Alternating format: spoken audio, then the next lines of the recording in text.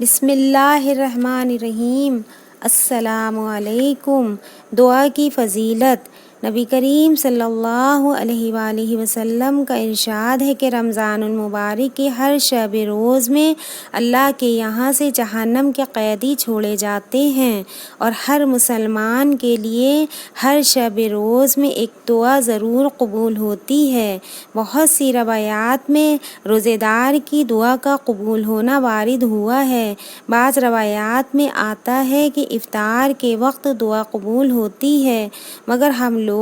اس وقت کھانے پر اس طرح گرتے ہیں کہ دعا مانگنے کی تو کہاں فرصت، خود افطار کی بھی دعا یاد نہیں رہتی۔ افطار کی مشہور دعا یہ ہے: اللہم لک صمت وبک آمنت وعلیک توکلت وعلی رزقک افطرت۔ اے اللہ، تیرے ہی لیے روزہ رکھا اور تجھی پر ایمان لائی ہوں، اور تجھی پر بھروسہ ہے، اور تیرے ہی رزق سے افطار کرتی ہوں۔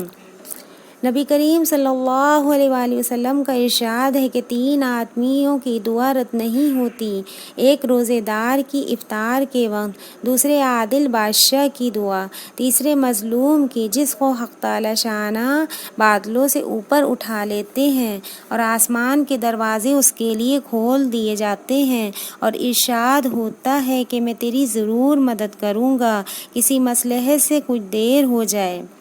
درِ منشور میں ہے کہ حضرت عائشہ رضی اللہ عنہا سے نقل کیا ہے کہ جب رمضان آتا تھا تو نبی کریم صلی اللہ علیہ وآلہ وسلم کا رنگ بدل جاتا تھا، اور نماز میں اضافہ ہو جاتا تھا، اور دعا میں بہت عاجزی فرماتے تھے، اور خوب غالب ہو جاتا تھا۔ دوسری روایات میں فرماتی ہیں کہ رمضان کے ختم تک بستر پر تشریف نہیں لاتے تھے۔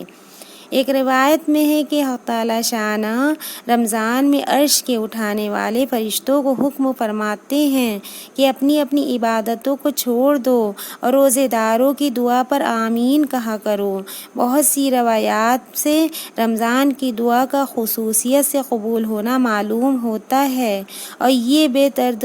ہے کہ جب اللہ کا وعدہ ہے اور سچے رسول کا نقل کیا ہوا ہے تو اس کے پورا ہونے میں کچھ تردد نہیں۔ لیکن اس کے بعد بھی بعض لوگ کسی غرض کے لیے دعا کرتے ہیں، مگر وہ کام نہیں ہوتا تو اس سے یہ نہیں سمجھ لینا چاہیے کہ وہ دعا قبول نہیں ہوئی، بلکہ دعا کے قبول ہونے کے معنی سمجھ لینا چاہیے۔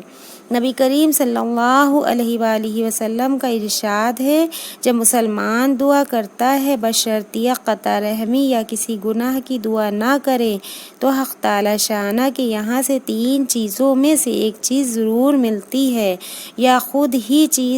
وہ چیز مانگی جو مل جائے، جس کی دعا کی، یا اس کے بدلے میں کوئی برائی مصیبت اس سے ہٹا دی جاتی ہے، یا آخرت میں اس قدر ثواب اس کے حصے میں لگا دیا جاتا ہے کہ ایک حدیث میں آیا ہے کہ قیامت کے دن حق تعالی شانہ بندے کو بلا کر ارشاد فرمائیں گے کہ اے میرے بندے، میں نے تجھے دعا کرنے کا حکم دیا تھا اور اس کے قبول کرنے کا وعدہ کیا تھا، تو نے مجھ سے دعا مانگی تھی، وہ عرض کرے گا مانگی تھی۔ اس پر ارشاد ہوگا کہ تو نے کوئی دعا ایسی نہیں کی جس کو میں نے قبول نہ کیا ہو، تو نے فلاں دعا مانگی تھی فلاں تکلیف ہٹا دی جائے، میں نے اس کو دنیا میں پورا کر دیا تھا، اور فلاں غم کے دفع ہونے کے لیے دعا کی تھی مگر اس کا اثر کچھ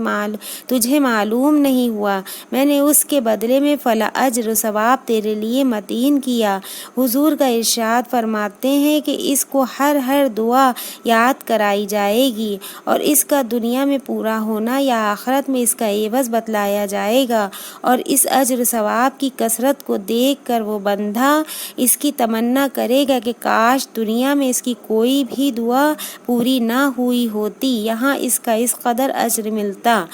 غرض دعا نہایت ہی اہم چیز ہے، اس کی طرف سے غفلت بڑے سخت نقصان اور خسارے کی بات ہے، اور ظاہر میں اگر قبول کے آثار نہ دکھیں تو بد دل نہ ہونا چاہیے۔ آمین۔